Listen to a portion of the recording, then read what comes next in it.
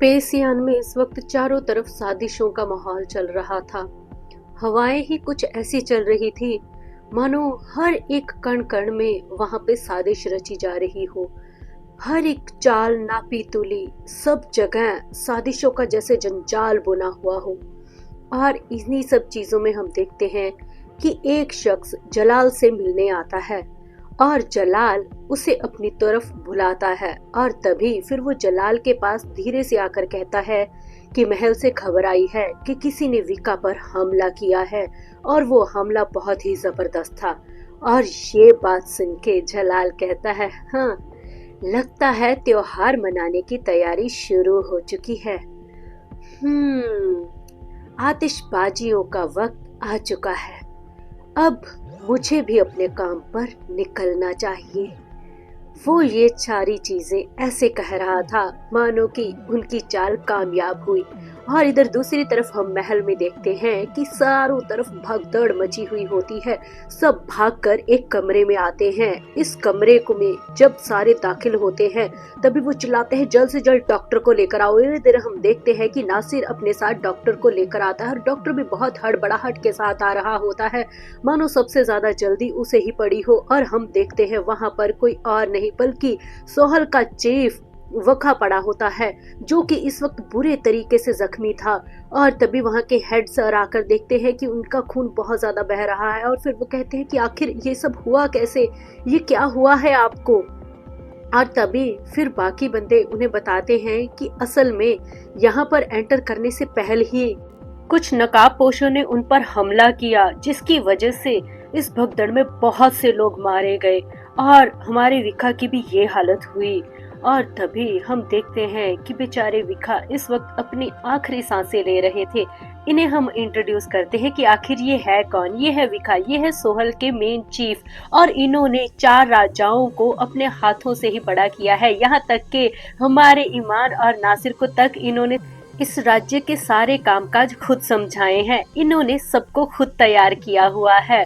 और तभी फिर वो आपस में बातें करते हैं कि कोई कीमती चीज भी गायब हुई है क्या, कुछ इनके पास था। तभी नासिर को एकदम से याद आता है कि हाँ, पिछली बार विखा ने उन्हें यही कहा था कि वो हमारे राजा से अकेले में मिलना चाहते हैं और वो उन्हें कुछ चीज अकेले में सौंपना चाहते हैं, मगर वो अब इनके पास नहीं है। आखिर ये क्या हो सकता है।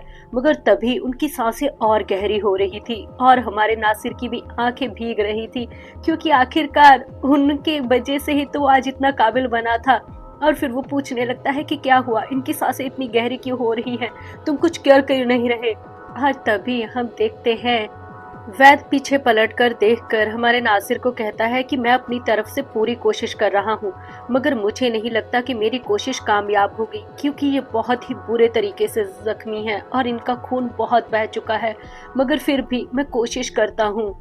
ऐसी सिचुएशन में सारे राज्य वाले परेशान थे कि अगर ये मर गए तो सोहल ही नहीं पेसियान भी खतरे में आ जाएगा क्योंकि ये यहाँ की जड़ है। और तभी देखते देखते हम देखते हैं राकुन और ईमान भी वहां पर एंटर करते हैं और राकुन तो एकदम से भागते हुए आ रहे थे मानो उनकी जैसे कोई जान ही निकाल रहा हो। और तभी फिर वो अपनी लाल आंखें निकाल कर कहते हैं कि आखिर ये सब किया किसने है, किसकी वजह से हुआ है ये सब। मगर विखा खांसते हुए उन्हें देखकर तसल्ली देते हुए कहता है कि शुक्र है, जाने से पहले मैं आपको देख पाया, मेरी ये खुशकिस्मती है। और तभी हमारे राजा नीचे बैठ जाते हैं और उनके पास आकर कहते हैं कि आप ऐसी बातें मत कीजिए, आपको कुछ नहीं होगा। और फिर वो अपनी गहरी सांसें लेकर और आंखें बंद कर कर कहते हैं कि क्या आप मेरी बात मानेंगे। और तभी फिर हमारे राजा कहते हैं, जी कहिए, आप क्या कहना चाहते हैं। और फिर वो कहते हैं कि छोड़ दो तुम उसे। यहाँ पर थर्ड प्रिंस की बात हो रही थी क्योंकि उन्होंने खुद महसूस किया था कि उसका साया कहीं ना कहीं हमारे राकुन के ऊपर है। और ये बात सुनकर राकुन भी हैरान था कि विखा ये कैसी बातें कर रहे हैं, उन्हें अपनी जिंदगी में ये बात नहीं कभी की। और तभी विखा उन्हें बताते हैं कि वो बहुत पहले से जानते हैं कि वो आज भी अपने उस भाई की परछाई के नीचे दबा हुआ है, इसीलिए तो वो हर एक राज जानना चाहता है कि आखिर उसके भाई के साथ क्या हुआ था, क्यों उसने सुसाइड किया, क्यों इतना सब कुछ यहाँ पे हंगामा हुआ था, उसकी वजह से वो अंदर ही अंदर मर रहा है और उसकी परछाई उसे और ही ज्यादा गहरे खतरे में डालती जा रही है। और फिर वो अपने खून भरे हाथों से राकुन का हाथ पकड़कर कहता है कि मुझसे वादा कीजिए, मेरे चले जाने के बाद आप उन सब चीजों को भूल जाएंगे, दफन कर देंगे, क्योंकि वो सारी चीजें आपको खत्म कर देंगी और ये मैं हरगिज नहीं चाहता। क्या आप अपने इवेंट की आखिरी इच्छा पूरी करेंगे महाराज? और उनके मुंह से ऐसे अल्फाज सुन के राकुन समझ गया था कि सच में ये उनका आखिरी वादा है। और वो अपने मायूस भरी आंखों से उन्हें देखते हैं, मगर देखते ही देखते उनका हाथ उनके हाथ से छूट जाता है। और ये देखकर सबके लिए तो मानो एक झटका सा लगता है कि यहाँ पे अभी क्या हुआ, क्या क्या ये सच में? और तभी फिर वैद आगे आता है और उनकी नब्ज को देखता है। और तभी फिर वो राकुन की तरफ देखकर कहता है कि अब विखा इस दुनिया में नहीं रहे। और वो अपनी आंखें बंद कर लेता है, मानो ये सारा का सारा महल एक शोक में चला गया हो। किसी को तो समझ में ही नहीं आ रहा था कि यहाँ पर क्या हुआ। और महाराज राकुन की तो सांस ही अटक गई थी, क्योंकि उसका एक वो साथी चला गया था जो अब तक उसका हर एक जंग में साथ दे रहा था।